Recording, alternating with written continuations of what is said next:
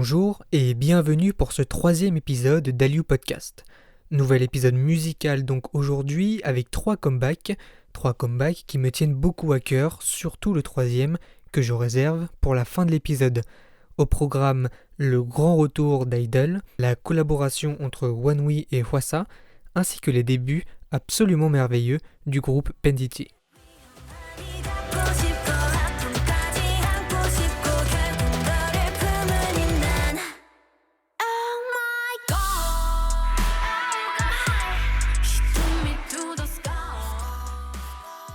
On commence donc par le girls group du jour, et c'est le premier que je traite dans ce podcast. Alors, disons que je ne suis pas le plus grand fan des girls group, j'en écoute assez peu, mais c'est vrai que le nouvel album d'Idol me conforte en fait dans l'idée qu'elles sont vraiment des exceptions. Parce que j'aime voir un groupe avec une vraie identité, j'aime voir un vrai style, qui va peut-être en laisser certains sur le côté, mais qui est vraiment excellent si on adhère à cette touche. Idol revient donc avec un mini-album intitulé I Trust et est composé de 5 titres. On a d'abord Lion, une excellente chanson qui date de l'émission Queendom, ainsi que Maybe, Love You et Oh My God, la chanson titre et sa version anglaise. Alors honnêtement, à l'écoute de l'album, je revivais un peu les mêmes émotions que quand j'ai découvert leurs anciens titres, parce que c'est toujours la même chose avec Idol. Et je vais m'expliquer très rapidement pour pas que ça ait l'air d'un mauvais point, parce que ça ne l'est absolument pas. Parce que la première écoute de leur titre est toujours spéciale. Je dirais qu'on est embarqué dans une chanson que je trouve à la fois déroutante et surtout imprévisible. Et je trouve que c'est très important dans l'industrie de la musique en général d'avoir des chansons imprévisibles. Je suis sans cesse surpris par l'originalité de chaque partie. Ensuite, passé ce stade de la première écoute, j'apprécie de plus en plus la musique. Et concernant Oh My God, c'est exactement la même chose. C'est que des changements de tonalité, que des changements d'ambiance qui nous font basculer d'une chanson à une autre. Et à part le refrain qui revient également, chaque partie est vraiment inédite et différente des autres. Pour détailler un peu tout ce ressenti, je vais m'appuyer sur quelques passages de la chanson. Donc on débute avec une intro assez sombre de la part de Minnie.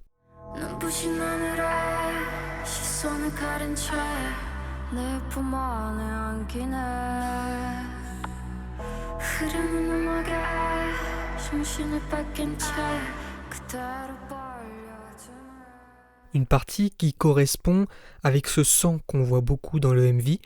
Et arrive donc Soyeon avec une partie beaucoup plus légère, dans une pièce blanche où elle danse toute seule, et surtout avec une alternance entre sa voix de poitrine et sa voix de tête, qui crée ce contraste entre un peu le côté sombre et clair, ou enfer, paradis, ange et démon, qu'on va retrouver en fait tout au long du MV.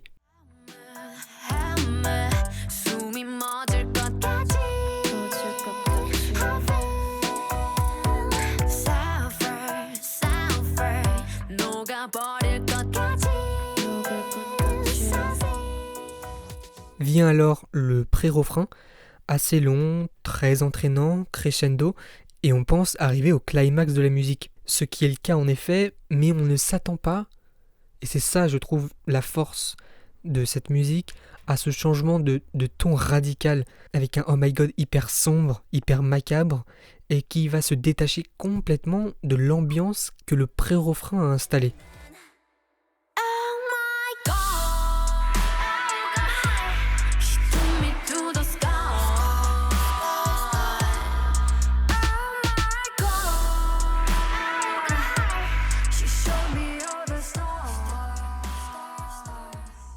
À la composition, on retrouve évidemment Soyeon, et il faut dire que j'ai fait un très vite rapprochement entre ce titre et leur dernier succès, qui était Lion. Après avoir écouté plusieurs fois Oh My God, je me suis surpris à chanter le refrain de Lion après le pré-refrain de Oh My God. C'est-à-dire que je chantais Oh My God dans la tête, je l'avais dans la tête, et inconsciemment, je me mettais à chanter le refrain de Lion, et donc j'ai voulu creuser dans ce comportement que j'avais, et je trouve des choses intéressantes. Je vous mets d'abord le pré-refrain d'Oh My God, et je veux vraiment que vous vous concentriez sur la rythmique donné par le beat, par les instruments et par la voix également.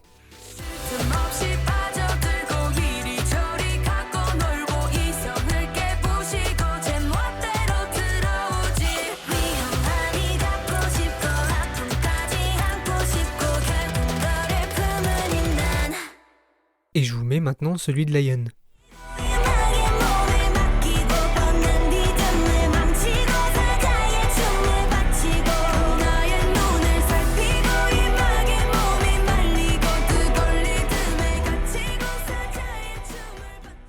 Vous l'avez peut-être remarqué, mais c'est la même rythmique. Pas la même tonalité ni les mêmes instruments en fond, mais rythmique et au niveau du tempo, c'est la même chose.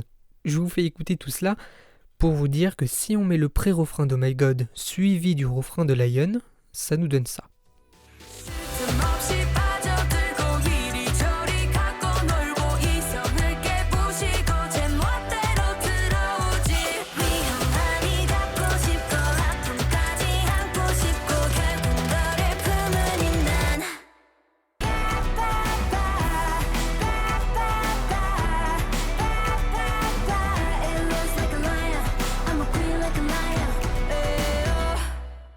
Alors, pas exactement fluide, parce que la production, elle est différente et la tonalité également, mais on est quand même extrêmement proche. Et je vais même finir mon analyse de ces deux chansons et sur le style de composition de Soyeon par les deux parties les plus importantes des deux musiques, qui sont les deux refrains, et en fait elles sont identiques. À part les notes qui diffèrent, la forme est la même. On a d'abord Oh My God,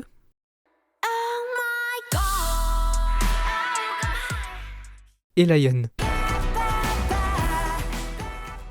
Dans les deux cas, on a donc 4 notes, la même note d'abord répétée 2 fois, puis un mouvement descendant et un effet de glissement entre la 3e et la 4e note.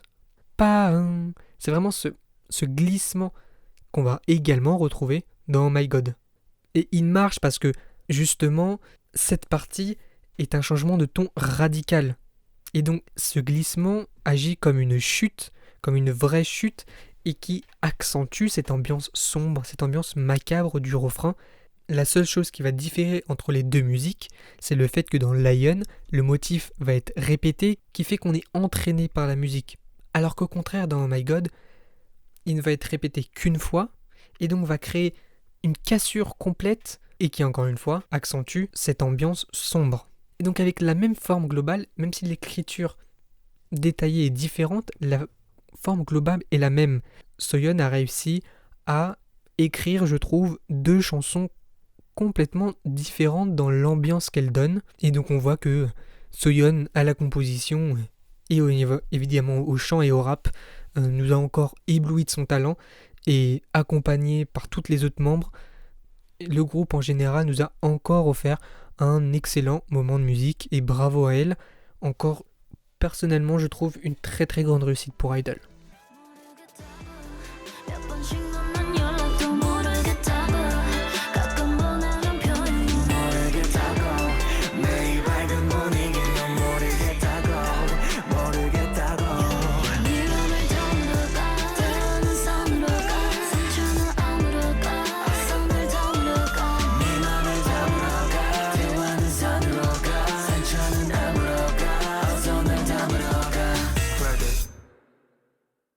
Enchaînons donc avec One We, qui est le premier band de cet épisode et de ce podcast. Alors quand je dis band, c'est vraiment groupe de musiciens, c'est-à-dire vocal, guitare, basse, batterie, piano ou clavier. On est dans ce contexte-là. Donc One We est de retour avec un single album intitulé Q et qui est en collaboration avec Hwasa de Mamamoo. J'adore One We. J'adore One We, notamment leur titre Regulus, que je trouve absolument excellent. Et j'adore Hwasa de Mamamoo. Donc j'étais extrêmement impatient de voir cette sortie. Et j'avoue ne jamais avoir pensé être aussi surpris et dérouté par le style qui a été choisi pour cette musique, que j'ai trouvé absolument génial. J'aime beaucoup de base le mariage que fait One We entre les parties vocales, instrumentales, mais également rappées. Je trouve cette association tout le temps réussie et ça leur donne justement un côté très original et spécial, et cette nouvelle musique le montre parfaitement. Elle arrive à m'entraîner tout au long de la chanson, malgré en fait des mélodies qui se répètent. Alors on est exactement dans le contraire d'Idol que j'ai traité juste avant. Avec cette musique Q, on a une mélodie uniquement créée par la voix et pas par l'instrumental, qui ne cesse de revenir encore et encore, et on n'a absolument pas envie de la quitter. C'est la force de cette musique, c'est de nous proposer des motifs qui se répètent, mais c'est tellement entraînant que chaque répétition est vraiment un plaisir. Surtout l'association avec la voix de Hwasa, je la trouve parfaitement réussie. Ils arrivent à créer des contrastes entre les parties chantées par Wanwi et les parties rappées ou chantées par Hwasa, avec des simples changements d'instruments au fond, des simples changements de soutien instrumental, de beats différents, qui créent un contraste au-delà du fait qu'on a on a des voix masculines et une voix féminine.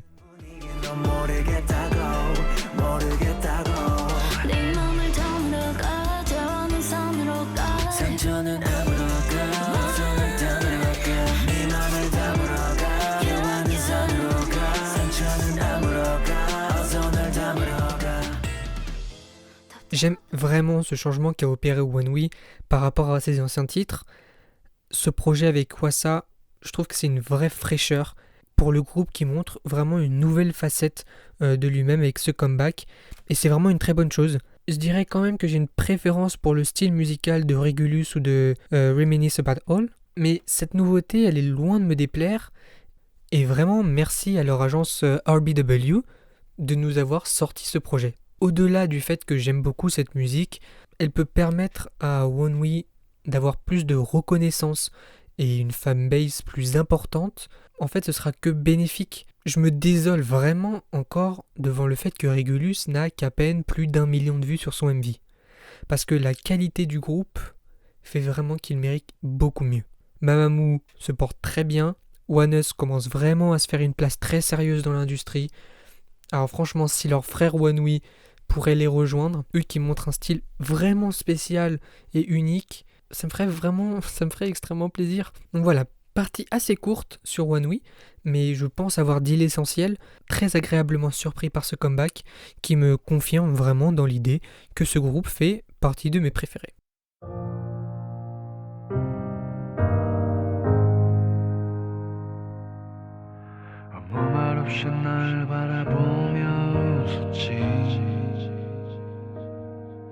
날 부르네 아마 넌 유령인 걸까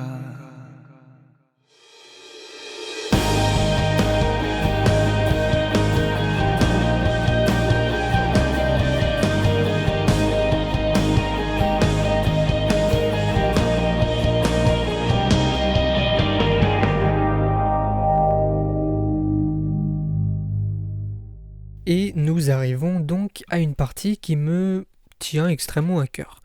Laissez-moi vous parler et vous présenter Penditi. C'est un nouveau groupe instrumental, donc un band comme Wanwi, de Playem Entertainment, qui est l'agence d'Apink et de Victon par exemple. À l'annonce de la création du groupe, j'étais hyper impatient, sans même connaître les membres ou leur style musical, tout simplement parce que c'est un groupe de musiciens, avec vocal, clavier, guitare, batterie, basse, et voir ce style de groupe dans l'industrie de la K-pop, ça m'enchante énormément. En connaissant les producteurs, les compositeurs avec qui le monde de la K-pop travaille, ils arrivent toujours à faire quelque chose de spécial avec ce style de groupe. À l'écoute de leur chanson titre, qui est intitulée Invisibles, puis de leur album qui lui s'appelle Square One et qui est composé de 3 chansons, j'ai vraiment réalisé que j'avais bien eu raison de les attendre impatiemment. Parce que c'est une merveille. Honnêtement, je manque de mots pour décrire à quel point ce groupe m'a touché pour ses débuts. Beaucoup, je pense, trouveront cette chanson belle, sans aller plus loin, et donc penser que j'en fais beaucoup trop pour ce que c'est, et honnêtement, je peux le comprendre. Mais au bout des premières secondes d'introduction, j'ai compris que j'allais découvrir quelque chose qui allait me bouleverser, et que j'allais vivre un moment unique. Rappelez-vous la première fois que vous avez entendu votre chanson préférée. Ça reste un moment unique. Rappelez-vous le moment où vous avez écouté une chanson que vous aimez énormément encore aujourd'hui. Ça reste un moment unique. Je ne sais pas pourquoi, mais les premières notes de guitare du début m'ont donné cette impression. Et j'avais raison. Si je devais expliquer très rapidement et directement pourquoi est-ce que j'ai tant aimé, je dirais tout simplement que ces 3 chansons de ses débuts, il n'y a pas mieux que ces 3 chansons pour définir mon style de musique préféré. Je pense que c'est honnêtement la meilleure formule que j'ai trouvée. Parce que ce rock ballade, comme j'aime bien l'appeler, il peut être tellement doux, mais très fort en émotion, comme dans Invisible justement, ou capable d'envolée vocale, comme dans une autre chanson de l'album qui s'appelle Heaven, et honnêtement ça me bouleverse complètement. Alors pour vous faire un peu découvrir la musique, parce que c'est quand même le plus important, qui est d'ailleurs accompagné d'un MV, donc il faut absolument que vous ayez le voir évidemment, j'ai choisi plusieurs passages pour vous montrer la versatilité de ce groupe, que ce soit sur le plan instrumental mais également vocal. Parce que la voix est vraiment une des choses qui m'a le plus transporté avec Pentigi. On a d'abord un début très posé, avec un duo guitare-piano qui est à l'unisson, un tempo très lent et un sentiment de mélancolie qui va ensuite être appuyé par ce registre très grave de la voix de Chansol, qui est le chanteur.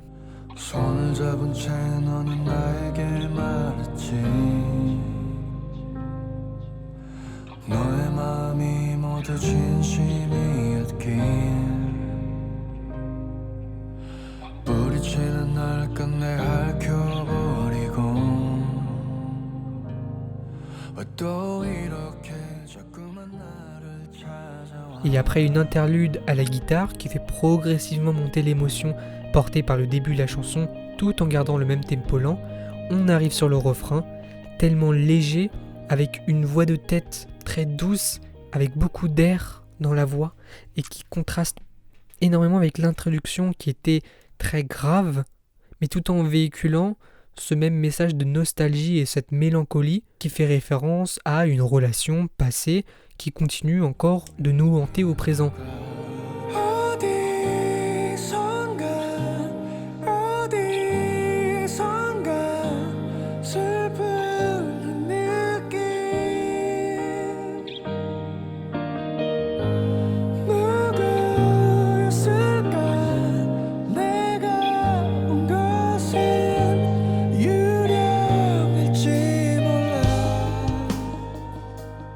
Et c'est une des forces de la chanson, c'est qu'elle va réussir à garder ce même élan et ce même message tout au long de la musique, même lors du pont soutenu par la guitare qui répète sans cesse ce motif entraînant et mélancolique à la fois. Et Chansol, le vocaliste, il va montrer encore un autre registre vocal dans le climax de la musique. On avait parlé de l'introduction avec ce registre grave, une voix très posée, le refrain avec une voix de tête très aérée et très légère, et on arrive à la fin de la musique en exprimant cette fois, au-delà de la nostalgie qu'on avait pu ressentir avant, on ressent une vraie douleur, parce que vocalement, pour sa voix en tout cas, la partie est très haute, elle est assez aiguë, et au lieu justement de la chanter avec une voix de tête comme il l'a fait dans le refrain, on va se retrouver avec une voix de poitrine très forcée, qui peut ressembler à un cri, et du coup qui me fait penser beaucoup à de la douleur, comme un énorme cri de douleur de la part du chanteur. Le fait de chanter cette partie en forçant sur sa voix de poitrine, mais tout en contrôle, je trouve que vocalement et techniquement c'est très très fort, et c'est vrai que ce type de technique vocale dans les ballades ou dans le rock ballade est souvent utilisé, aussi bien maîtrisé comme dans cette chanson, et bah ça me fonctionne toujours sur moi, et c'est très clairement un des passages, je trouve, le plus marquant de ses débuts.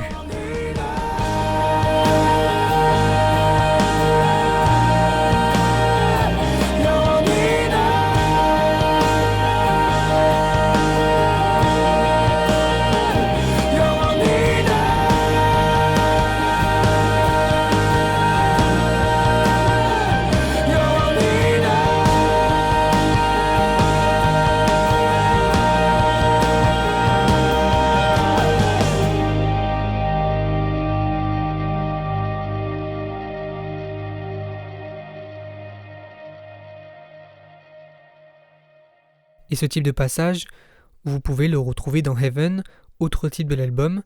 Et si vous êtes plus sensible à un côté instrumental et rock, vous avez For You From Me qui est le 3e titre de l'album. Ce groupe va faire partie des artistes ou des chansons que j'aime inconditionnellement, mais que je vais très rarement écouter pour que chaque écoute justement devienne un événement. Je ne veux pas me lasser de ces chansons. Mon but, c'est qu'à chaque écoute, je ressente la même émotion que j'ai ressentie la première fois, lors de la première écoute, lors du premier visionnage du MV. C'est vraiment quelque chose à préserver, et c'est quelque chose que je fais souvent quand j'ai des coups de cœur extrêmes comme ça. Là, on est vraiment dans le coup de cœur extrême et pas dans waouh, cette chanson, elle est géniale et je vais l'écouter en boucle. Non, c'est au-delà de l'écouter en boucle, c'est justement de l'écouter que très rarement pour garder cette authenticité et ce côté événement. Personnellement, je ne suis pas du genre à demander absolument aux autres d'aller écouter un artiste ou un groupe. Lorsque j'ai un tel choc musical, et en plus en sachant qu'ils n'auront pas un succès immédiat, en tout cas un succès énorme immédiatement, c'est vrai que je vous demande vraiment d'aller voir, d'aller écouter leur travail. Ils ne sortent pas d'une grande agence, ils ne sortent pas de la SM ou de JYP, ou ils sortent de Play-M qui est quand même bien installé dans l'industrie, mais ils n'ont pas la puissance de frappe des grosses agences. Et en plus, ce n'est pas un groupe de pop. Il n'y aura pas de chorégraphie, il n'y aura rien. Donc évidemment, ils auront un peu moins de visibilité. Et je sais que parler d'eux, ça fera pas venir beaucoup de personnes sur ce podcast. Mais le choc était tel que je me devais vraiment d'en parler, de dire à quel point j'ai aimé leur début. C'est 4 gars qui viennent d'horizons différents musicalement. Certains aiment le jazz, certains aiment le hip-hop, il y a même du métal pour l'un d'entre eux. Ils écrivent et composent. Im Hyungbin, le bassiste, c'est lui qui a écrit la première chanson Heaven. Ça y est, je suis à court de mots pour essayer de vous convaincre d'aller écouter leur travail. Laissez-leur une chance de vous emporter, laissez-leur une chance de vous toucher. Leurs débuts sont absolument formidables et méritent vraiment un énorme soutien. Voilà, très étrange du coup cet épisode. On a parlé d'Idol avec un style très pop et dark, avec une analyse musicale, de One Week qui nous propose quelque chose de complètement différent et j'adore, je suis là et je les supporte vraiment. Et puis on a parlé de Bandit qui est complètement l'opposé, où j'ai vraiment essayé de vous transmettre toute l'émotion que j'ai ressentie à l'écoute. Si vous les recherchez, écrivez Bandage, c'est comme ça en tout cas qu'ils l'ont écrit romanisé, Bandage. Je sais pas si on doit le dire avec un accent anglais, Bandage. En tout cas, j'ai gardé la prononciation coréenne parce que j'avoue, je ne sais pas trop comment prononcer. Et je trouve Bandage un peu plus stylé que Bandage quand même. Donc voilà, le lien de leur MV, il sera évidemment dans la description de l'épisode, ainsi que celui d'Idol et de One We.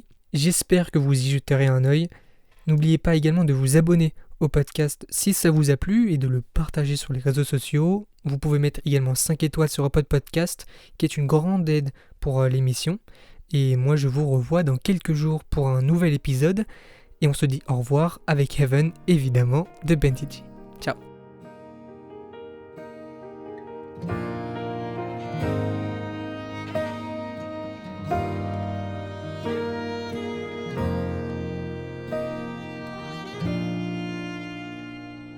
멈춰버린 시간은 어딘가에 넘어버린 시간은 어디 위에 꿈이었다면 이 거리를 따라서 머물다간 자리는 어둠 속에 멀어지는 한 걸음 발자국이 보고 싶어서 이 거리를 따라서